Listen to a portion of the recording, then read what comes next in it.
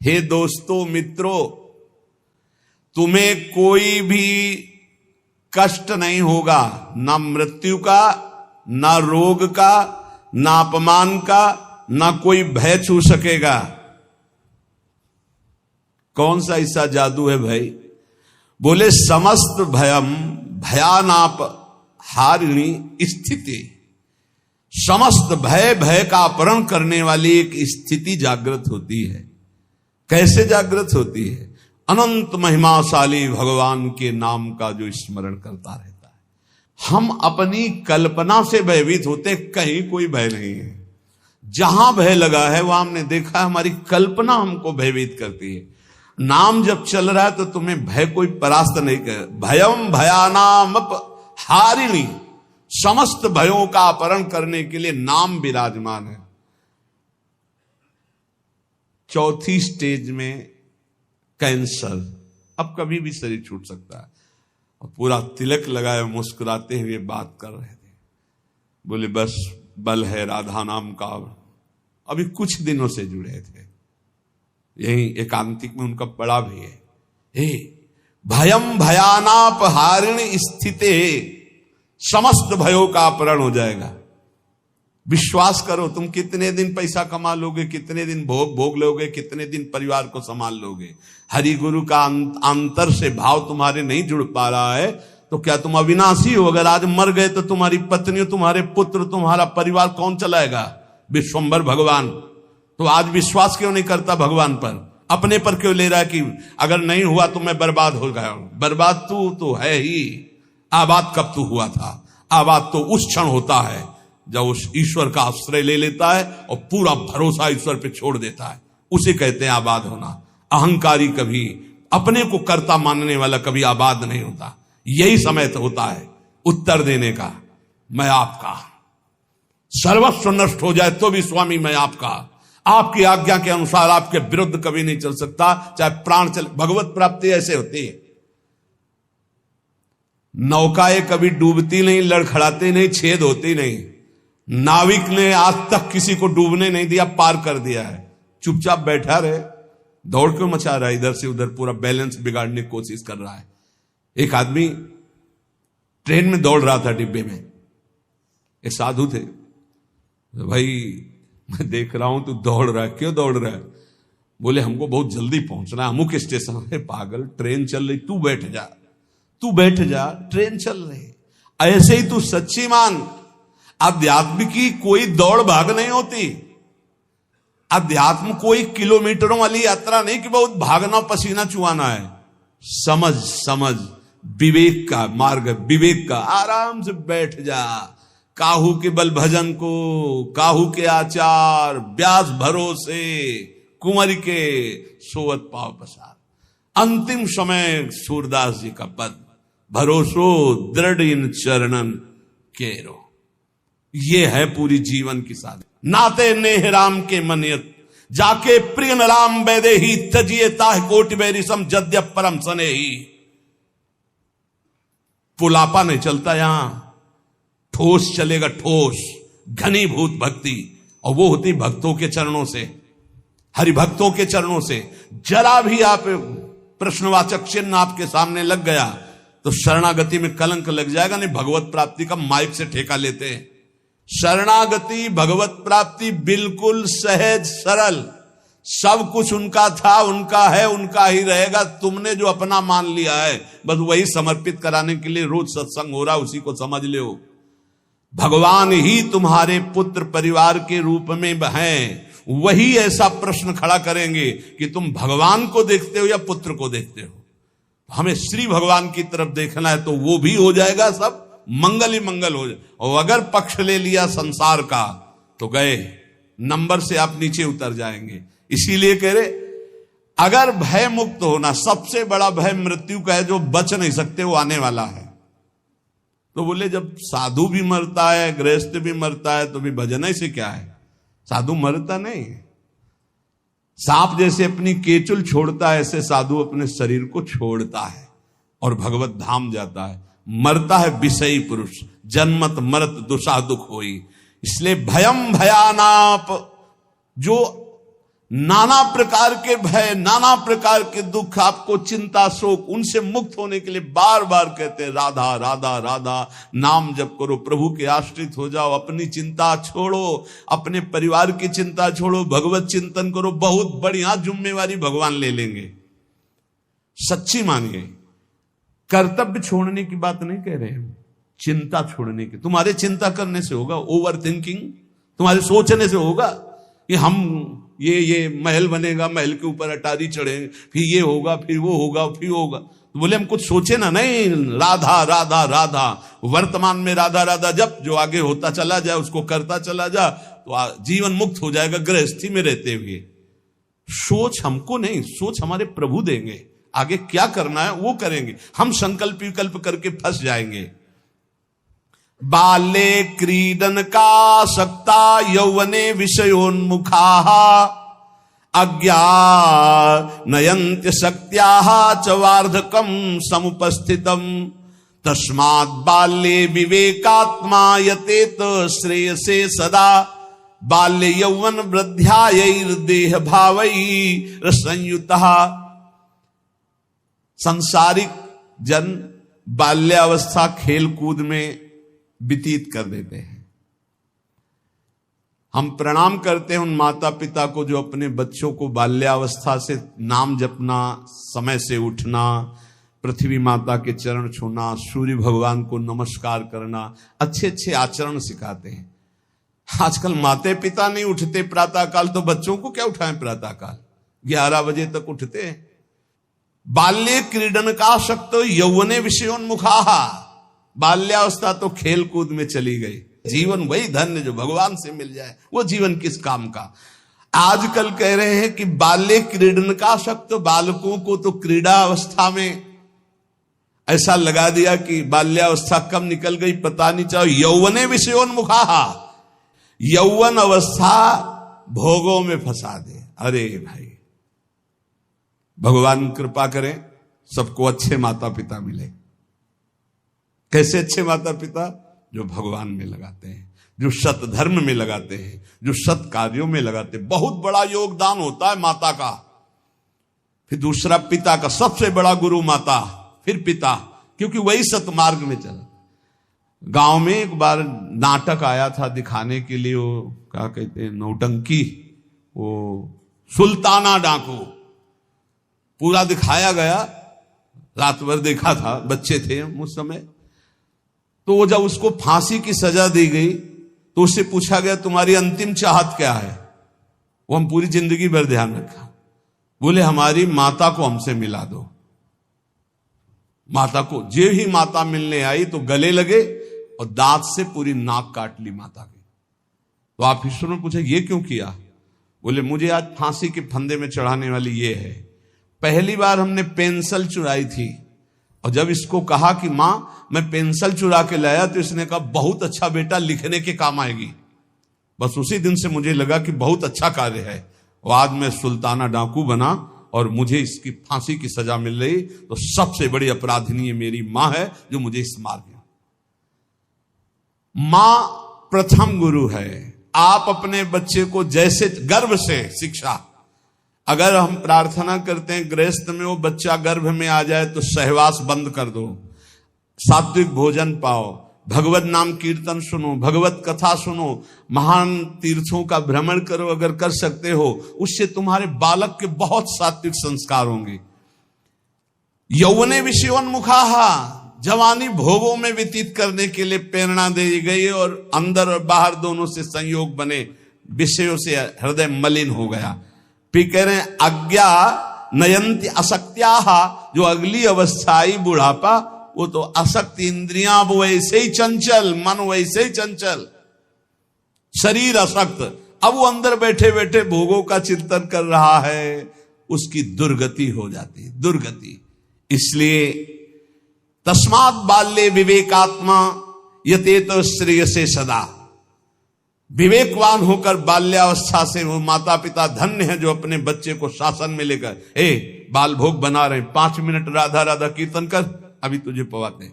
थोड़ा सा नाम संस्कार डालिए, भगवत कीर्तन का, भगवान नाम जप का। बैठ 5 मिनट बैठ के कथा सुन, देखो सत्संग सुन या स्वयं सुनाने लगे कोई न कोई ग्रंथ की बात, संस्कार पढ़ते हैं, गर्भ से संस्कार पढ़ते। अभिमन्यु जी को गर्भ में ही चक्रव्यूह तोड़ना आ गया था, प्रहलाद जी को गर्भ में ही परम महाभागवत बना दिया था नारद जी ने। अगर आप गर्भस्थ शिशु से शिक्षा प्रारंभ करेंगे तो कोई महान राष्ट्रभक्त महात्मा पैदा होगा। विवेक की पुरुष को चाहिए कि जिस समय बाल्यावस्था है वो पूरे जीवन की अद्भुत शैली बनाने के लिए उसको आप शिक्षा दीजिए। जितने गंदगी व्यसन है वो सब माता पिता के आचरणों का प्रभाव बच्चों पर पड़ता है। बहुत होश में माता पिता अपना व्यवहार रखें, नहीं बच्चे फिर वो ही जानते हैं क्या करते हैं, बुढ़ापे में मार थप्पड़ घर के बाहर कर देते हैं कि तुमने हमको यही शिक्षा दी है आधुनिकता की, भोगों की, विषयों की, तो उसी का सुख लो। इसलिए तदे तद्वो मयाख्यातम यदि जानीत नानृतम तदस्मत् प्रीतये विष्णु स्मृत्याम बंध मुक्तिदहा। मित्रों, मैं तुम लोगों से प्रार्थना कह रहा हूं, तुम झूठ मत समझना। अगर समस्त दुख और बंधनों से छूटना है तो तुम केवल हरि स्मरण प्रारंभ कर दो। उनका स्मरण करने के पश्चात कोई भी विपत्ति उसको परास्त नहीं कर सकती। हरि स्मृति समस्त विपद विमोक्षणम, जितनी विपत्तियां हैं सबसे मुक्त करा देगी। तुम मेरी बात मान लीजिए। तदस्मत् प्रीतये विष्णु स्मृत्याम बंध मुक्तिदा, समस्त बंधनों से मुक्त हो जाओगे, मृत्यु का भय नष्ट हो जाएगा, केवल हरि स्मरण।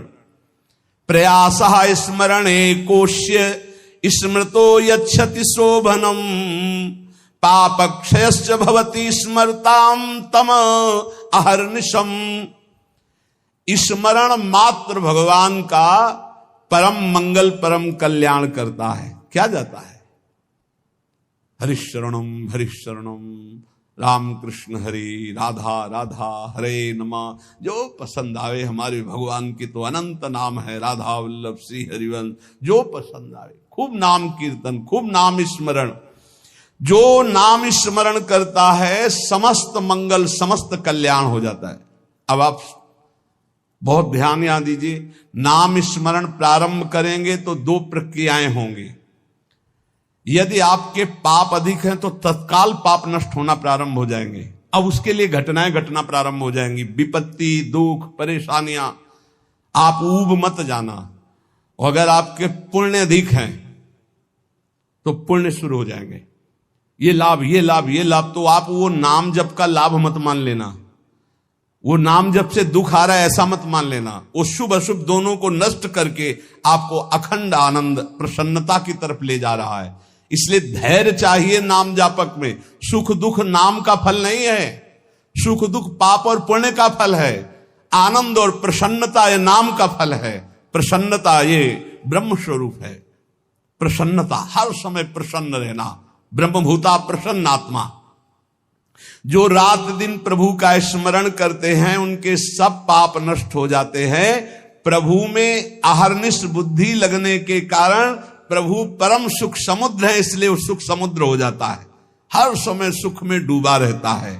तापत्रयणे भीतम यदे तदखिलम जगत तदा सोचेषु भूतेषु द्वेषम प्राज्ञः करोति कहा। ये संसार तीन तापों से जल रहा है। तुम शोचनीय पुरुषों जैसे जलने के लिए तैयार मत हो। अगर तुम बचना चाहते हो तो बच सकते हो नाम जप के, नहीं तो कैसे कैसे मृत्यु अपहरण कर रही है। बैठे हैं आराम से कुर्सी में, पीछे से पूरी दीवार गिरी, मर गए। एक एक क्षण में मृत्यु तो काल कवल कर रही है। और हम सोच रहे हैं सब कुछ काम हो जाए फिर एक बैठकर भजन करेंगे या तीर्थयाटन करेंगे। मृत्यु तुम्हें तीर्थयाटन और भजन के लिए समय नहीं देगी। आज अभी से भजन शुरू करो। बद्ध वैराणि भूतानि द्वेषम कुर्वन्ति चेततः सुशोच्यान्यति मोहेन व्याप्ता नीति मनीषिणाम। यहां भजन तो करते नहीं, एक दूसरे से वैर कर रहे हैं, एक दूसरे से छल कपट कर रहे हैं, पापाचरण कर रहे हैं। विचारवान कभी किसी से वैर नहीं करता, ये पापाचरण नहीं करता, तुम महामोह से व्याप्त होकर किसी से यहां लेन देन मत कर लेना पाप का। कोई ऐसा पाप कर लिया, कोई वैर कर लिया, आना पड़ेगा। त्रिभुवन में किसी से वैर नहीं होना चाहिए, तब तुम जीवन मुक्त होगे। इसलिए अजात शत्रु होता है भगवान का भक्त। और किसी से कुछ लेना न देना, मगन रहना, कर्जा ना रहे, नहीं तो आके देना पड़ेगा, आना पड़ेगा। कुछ न कुछ ऐसा बन करके उसका हिसाब करके तुम्हें यहां से जाना पड़ेगा। बोले जैसे हमारा जवान लड़का था, बहुत मेहनत करके, बहुत वो अपने में कम खर्चा करता था, सब हम ही को देता था क्योंकि कर्जा निपटाने आया था, और कर्जा निपटा चला गया। वो तुम्हारा लड़का थोड़ी था, वो अपना कर्जा देने आया था और कर्जा लेने आया था। बोले बचपन से बीमार, कुछ दिनों के बाद वो पधार गया, तो अपने लेने आया था हिसाब किताब। बहुत होश में, जीवन मुक्त होने के लिए किसी से लेना नहीं, किसी का देना नहीं, किसी से वैर नहीं, किसी से मित्रता नहीं, सबसे भगवत भाव। मैं तुम सबसे आग्रह करता हूं, तुम इस असार संसार के विषयों में कभी संतुष्ट नहीं हो सकते, मेरी बात समझ लो। चाहे जितना भोग भोग लो, कभी ऐसा नहीं हो सकता हाँ अब आज के बाद मुझे नहीं चाहिए। ये ऐसे भूत के लड्डू हैं, खाओ तो परेशान, ना खाओ तो परेशान। जो नहीं भोग रहे हैं वो ललचा रहे हैं, और जो भोग रहे हैं वो पछता रहे हैं। बड़ा विचित्र माया का खेल है। और जो संसार में है वो पछता रहे कि हम सोचा था इसमें सुख है, वो है नहीं। हमें लगता है कि सुख औरों में है, पूरा जीवन उनको पछताते चला जाता है, ये भोगा, ये भोगा, ये भोगा। और अगर सही भजन नहीं हुआ तो पूरा जीवन इस भेष में पछताते चला जाता है, इधर उधर ताक झांक, पूरा जीवन व्यर्थ चला जाता है। ये हम भ्रमण करते हुए जीवन में देखा कि अगर साधना नहीं है तो अवस्थागत इंद्रियां शांत नहीं होती। उपासक को चाहिए कि ये सोच ले कि विश्व के चाहे जितने भोग भोग लो, कभी संतुष्ट नहीं होने वाले। अच्युत भगवान की आराधना कर लो तो तृप्त हो जाओगे। फिर ऐसा हृदय की स्थिति हो जाएगी जैसे गोस्वामी तुलसीदास जी कहे, पायो परम विश्राम राम समान प्रभु नाही कहूं। हृदय शांत हो जाएगा। अब कछुनाथ न चाही मोरे, हृदय से आने लगेगा। सर्वशक्तिमान भगवान श्री हरि समस्त प्राणियों में विराजमान है। ऐसे भावना करके जिससे मिलो पहले भगवत भाव करो। काम क्रोध लोभ मोह मद मत्सर इन 6 शत्रुओं पर विजय प्राप्त कर लेता है, वही भगवान का दर्शन प्राप्त करता है। तब बड़ा आश्चर्य होता है जब एकांतिक में भगवत प्राप्त आते हैं और फिर कहते हैं मुझे भगवत साक्षात्कार हो गया, और फिर कहते हैं मन में बड़ी परेशानी है। घर के लोग हमको बहुत विरोध करते हैं कि ये कौन सी भगवत प्राप्ति किए हैं जो शास्त्र में कहीं नहीं है। आजकल ऐसे भगवत प्राप्त हो रहे हैं ज्यादा, शास्त्र में कहीं नहीं है। बच्चों, कहीं नहीं शास्त्र में, ऐसी कोई शास्त्र में प्रपंच नहीं है, कोई प्रपंच नहीं। शास्त्र केवल भव बंधन के मुक्त करने के लिए ये साधनाएं बता रहा है। ये छोटी मोटी सिद्धियां घास फूस की तरह है, घास फूस की तरह। तुम इसको बहुत बड़ा समझते हो, तुम्हारा ये नाम है, तुम वहां से आ रहे हो, तुम ये बहुत बड़ी बात थोड़ी है। 2 4 6 महीने तुम्हें नियम से हम बता दें, वैसे रहो सात्विक आहार करके। अगर आपके अंदर ना आने लगे तो हमें बताना। जीवन में कभी मदिरा जबान में ना रखी हो, मांस कभी खाया ना हो, ये अंडा मांस मछली, केवल ये तुम्हारे जीवन 6 महीना में तुमको हम बता देंगे कि जिसके मन की बात चाहोगे उसके मन की जान लोगे। तुम खेल समझते हो? मंत्रों में इतनी सामर्थ्य, पर पवित्रता, पवित्रता, आप अपवित्र हो रहे हैं तो इसलिए कुछ समझ में नहीं आ रहा है। अपवित्रता पर्दा डालती चली जाती है। ये ढूंढी आश्रम में, शायद आप जानते हैं, ढूंढी आश्रम में बहुत सिद्ध महात्मा है। दर्शन के लिए भागे तो 9:30 बजे तक केवल दर्शन सुबह देते थे।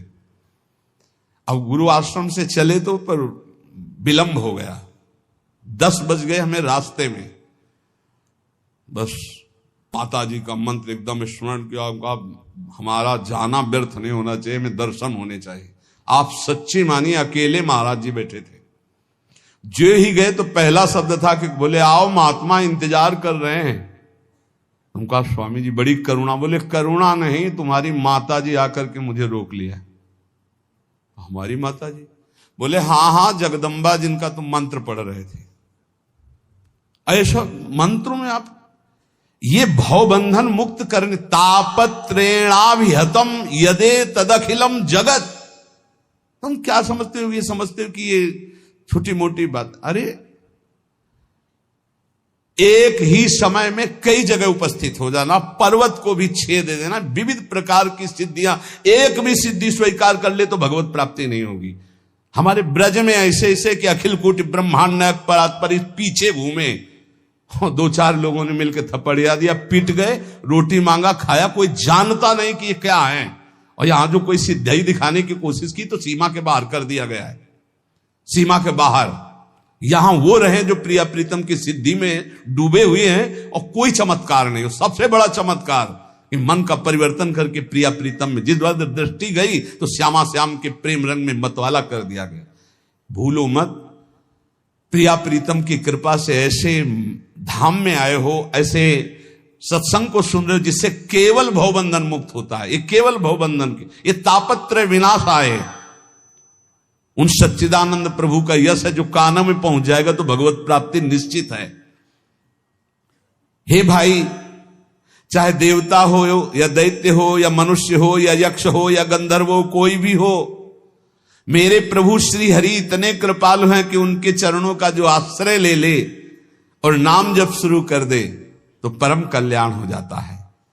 भगवान को प्रसन्न करने के लिए ब्राह्मण के कुल में जन्म लेना या देवता बनना या सदाचारी या विविध ज्ञानों से संपन्न होना या दान करना या यज्ञ करना, शारीरिक मानसिक पवित्रता, बड़े बड़े व्रत, ये सब पर्याप्त नहीं हैं। भगवान केवल प्रेम से प्राप्त होते, प्रेम से। वो कोई भी पुरुष नपुंसक नारीवा जीव चराचर कोई अहोवत सुपचतो गरियान या जिभ्या के वर्तते नाम तुभ्यम। भले वो चांडाल है पर उसकी जिभ्या पर हरि नाम है तो त्रिभुवन बंदनी है वो। देख लो देख लो, देवता दैत्य मनुष्य यक्ष गंधर्व कोई भी क्यों ना हो, जो हमारे भगवान का आश्रय लेकर उनका नाम जप करता है उसका परम मंगल परम कल्याण हो जाता है। प्रभु की प्राप्ति के लिए जरूरी नहीं है कि वो ब्राह्मण हो या देवता हो या वो सदाचारी हो या ज्ञान से संपन्न हो, दानी तपस्वी या कि शारीरिक मानसिक पवित्रता, बड़े बड़े व्रत, इनके द्वारा भगवान मिल जाए ऐसी जरूरी बात नहीं है। भगवान सिर्फ मिलते हैं प्रेम से, और प्रेम मूल्य नाम है। जो नाम जप करता है उसके हृदय में प्रेम होता है। प्रेमी वो कोई भी हो, भगवान उसको बहुत प्यार करते हैं। बहुत कृपा की, भगवान ने बहुत कृपा की। अगर कोई शर्त रख देते तो बड़ा कठिन होता। सिर्फ प्रेम, और प्रेम सबके हृदय में है। उस प्रेम को आपने बांट दिया है संसार में, उसी को समेट लो, भगवान की तरफ कर लो, भगवान की प्राप्ति हो जाएगी। इस संसार में सबसे दुर्लभ वस्तु मनुष्य शरीर है। इस मनुष्य शरीर में सबसे दुर्लभ वस्तु सत्संग है। सत्संग में सबसे दुर्लभ बात भगवान की अनन्य भक्ति है। भक्ति का स्वरूप सदा सर्वत्र भगवान की भावना करते हुए निरंतर स्मरण करना। सब कुछ प्राप्त है। देख लो, इस संसार में सबसे दुर्लभ वस्तु मनुष्य शरीर है। मनुष्य शरीर में सबसे दुर्लभ वस्तु सत्संग है। सत्संग में दुर्लभ वस्तु श्री कृष्ण भक्ति है। भक्ति का स्वरूप सदा सर्वत्र भगवत भावना और नाम स्मरण। सब सुलभ है, सब दुर्लभ सुलभ है। यदि अब भगवत प्राप्ति नहीं तो मतलब अभागी समझो, अभाग्य। जो न तरह भवसागर समाज नर पाए, स्वति निंदक मंदमति आत्महनन गति जाए। तुम्हें जो लोग मारना चाहते हैं वो नहीं मार सकते। तुम्हें विष दे के भी नहीं मारा जा सकता। तुम्हें आग भी नहीं जला सकती।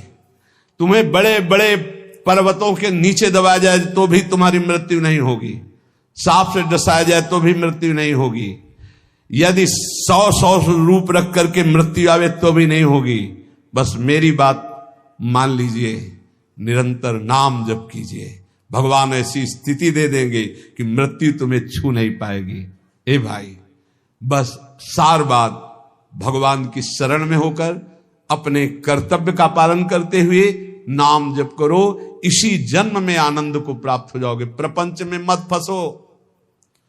ये माया प्रपंच आपको फंसाएगा, प्रश्न करेगा। आप श्री जी की तरफ रहना। हम बुरे हैं भले हैं जैसे अपनी श्री जी के हैं, पक्ष श्री जी का रखना, जीत जाओगे। माया घसीटेगी अपने पक्ष में। आओ, कबड्डी का खेल है, कबड्डी का खेल।